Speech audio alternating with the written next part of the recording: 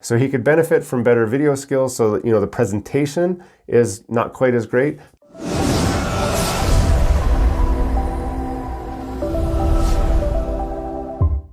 Hey, welcome back to GT Canada and this segment that I like to call Fake YouTube Mechanic Responds to Other YouTube Mechanics. Now, some of the mechanics in this series, they might be real mechanics. They might not be real mechanics. But I'm going to review certain videos that I find on the internet or that you guys share with me and want me to review and let you know, does this guy seem legit? Or is he a fake YouTube mechanic trying to pretend that he knows what he's talking about? So it's easy to get duped. It's easy for some hack to jump on the internet, make a video and show you how to do that.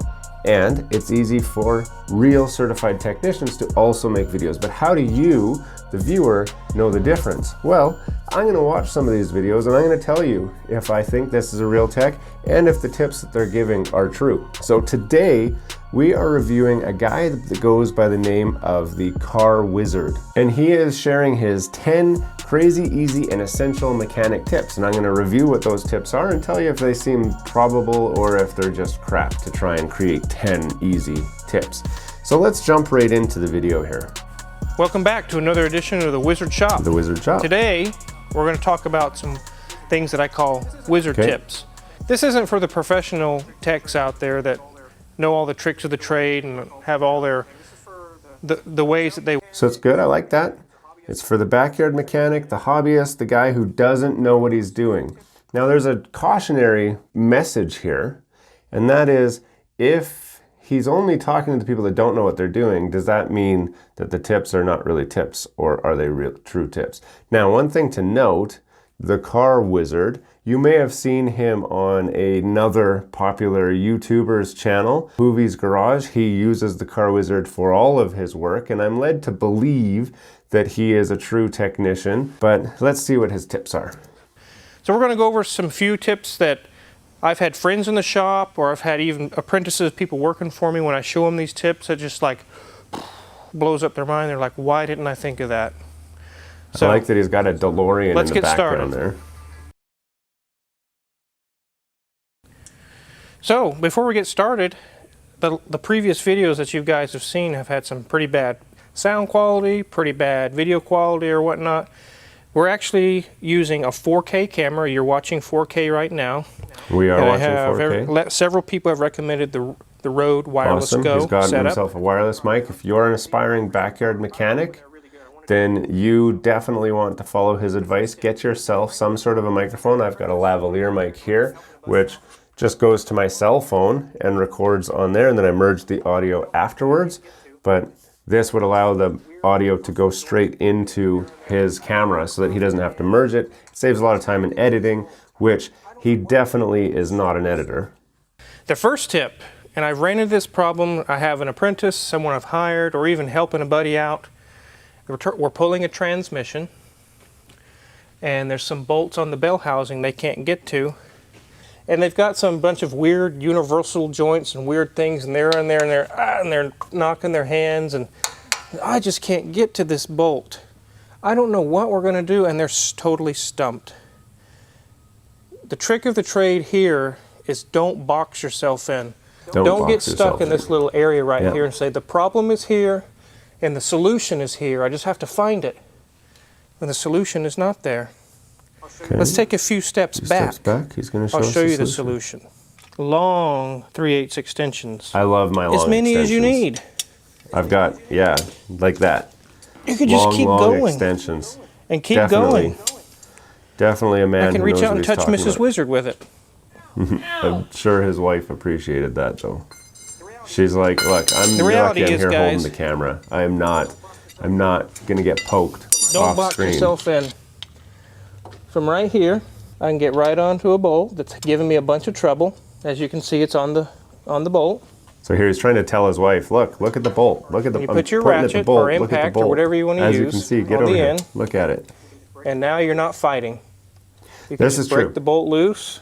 This is absolutely an excellent tip. How many times have you found yourself in a tight space and you just can't see another way to get to it. And I've made a few videos. Look, here's how to actually get to this. Here's how to get to that. Because a lot of people, they get so focused on the problem that they can't back up. So this is absolutely correct. You should definitely take a step back and see if you can figure out a different angle that you can get at it. Sometimes coming from the top or from another side or from the front. Sometimes you just got to turn the wheels. There's certain things that you can do. If you turn the wheels one way or the other way, it moves things out of the way, so you've got a lot more access and you've got that extra room that you're looking for. So definitely great tip.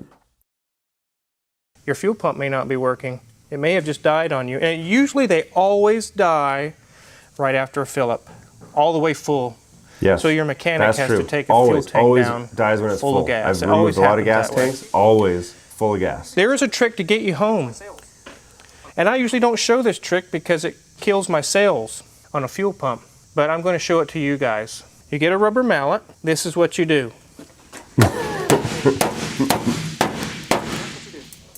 That's true. That's what you do. That is true. The reason why your fuel pump is not running is because the commutator has gotten to a bad spot with the brushes and it just stops. That's right. You've all seen the trick about banging your starter when the car won't start, getting a 2x4 and smashing it, or put a 2x4 in there and then hit it with a hammer, and then the jerking allows it to switch to a new spot on the commutator and allows your starter to spin and start the car. This is the exact same trick for your fuel pump. And newsflash, this will work on any DC motor just because of the way that it works. If you have anything else that uses a DC motor, you've just got to spin it. If you could remove that pump easily and put your hands on the pump itself and spin it just a little bit, it would do the exact same thing. It's a whole lot easier to just smash it with a hammer because you don't have to go anywhere. I've used my hand to bang it and that was enough to get it spinning again. But that's definitely a great trick to know about. Here's tip number 3. Frequently stripping out Torx, triple squares, and Allen bolts. Could be filled with clutch dust, debris, or even if it's an external fastener where it's exposed to the road, could have dirt, rocks, sand, stuff packed in where your tool's going to fit in. So let's take a look at these fasteners. I've got some sand in here. This is obviously not what you're going to find, but I just put a little bit of sand in there to give you an idea. There could be anything. There could be grease, there can be grime. Look, the tool can't reach full depth so that you can properly take the bolt off. And it's frequently common for an inexperienced mechanic or a young mechanic to just say, oh, it's in there. It's in there. So they put their ratchet on, crank away, and strip out all the teeth on there. This is what you need. A little pick. You can use compressed air. I'm just going to blow on it myself, but compressed air. Clean them out. If you look and see, I think that's pretty much common sense. If you've got something in a hole, clean it out. If you shove the tool in, it's just going to pack it in tighter. If you're lucky, it will pack in a little bit tighter, but you're not going to get full depth.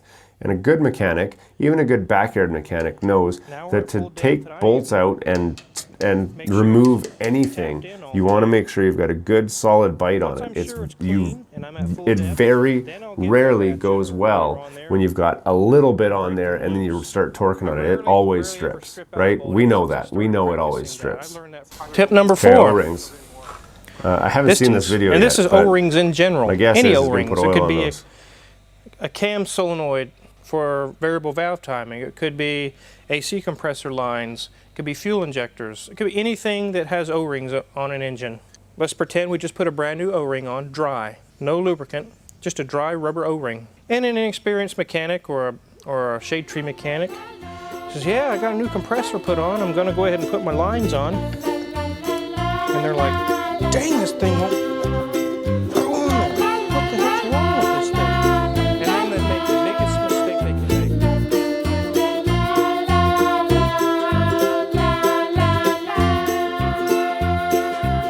Final wizard tip number 10. The last wizard tip I have is pretty common. It's pretty common sense, I guess you could say. If you're in a bind and you just don't understand what's going on, just like you're watching this video here, you can go on Google or YouTube and type in the search and specifically type in the issue that you're having. Wizard, the number 10 tip is check Google. So I would actually say, if you are not sure about what you're doing, check Google first. Personally, I am not an expert. I am very much a backyard YouTube mechanic, and I have a lot of training, but I do not have a mechanic's ticket, which you probably can tell when you watch my videos. I always, before I do a job, look for a YouTube video on that job, because I want a good idea of what the job is going to be about. I want a good idea of if I've got the tools that I need for that job, and I want a good idea of how long it's going to take me to do the job and what all is involved. And I can find that out usually on a YouTube video. A lot of guys are making YouTube videos for just about anything, and if you come across one that you want a video for and you can't find it anywhere, you come back to GT Canada and you say, put in the comments somewhere, anywhere, hit me up on Instagram, Facebook, whatever, and say, Anton, I need a how-to video on this. And I will go and make that video for you, because you're not the only one that's trying to find out how to do whatever that thing is. And if there's no video for it, everybody's lost. His top tip number 10, I would make your top tip number 1. Do that first before anything. So overall review of the Car Wizard.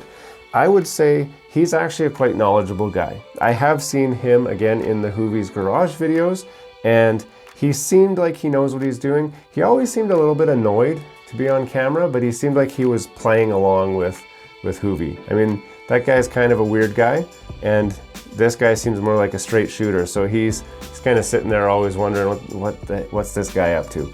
But I know it makes for interesting YouTube, and you know, that's probably why you watch it, and maybe that's why I watch it. He does know what he's talking about. He does have some tips.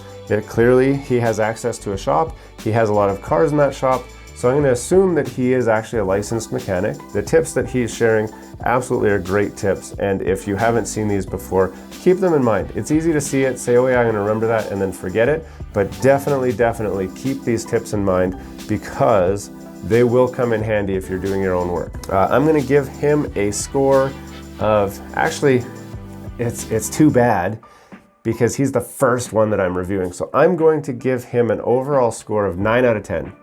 And the only reason I'm not giving him a 10 out of 10 is because I had to put his video on 1.75 times speed just to keep it engaging. So I think with some editing skills, his videos would flow a lot better and would be able to hold my attention better. But because I'm trying to watch all the content here, I just sped it up. He talks really slow. I know I talk slow, and I know I actually watch my own videos at 1.25 speed just because I know I talk slow. So he talks really slow. So he could benefit from better video skills, so that, you know, the presentation is not quite as great, but his skill and ability, I have no doubt that he is an excellent technician, and he's seen a lot and done a lot, and I would have no problem taking my car to him or taking advice from him about how to fix or repair my car. I say that he truly has earned the Car Wizard name, and I hope that he hasn't just named himself that, and that somebody has said, you're a car wizard, and so he liked that and said, yeah, I'm gonna call myself the Car Wizard. So excellent. Definitely listen to this guy, subscribe to his channel. Looks like he's got a few subscribers already anyway, so he doesn't need my endorsement, but there you go. So I hope you enjoyed this video. Don't forget to check out some of our other videos over here. We're gonna do more of these videos, so subscribe to the channel so you can get notified when these videos drop. And we've also got a lot of other videos too, which you can enjoy until the next video drops. I hope to see you again, but until next time, have a great day.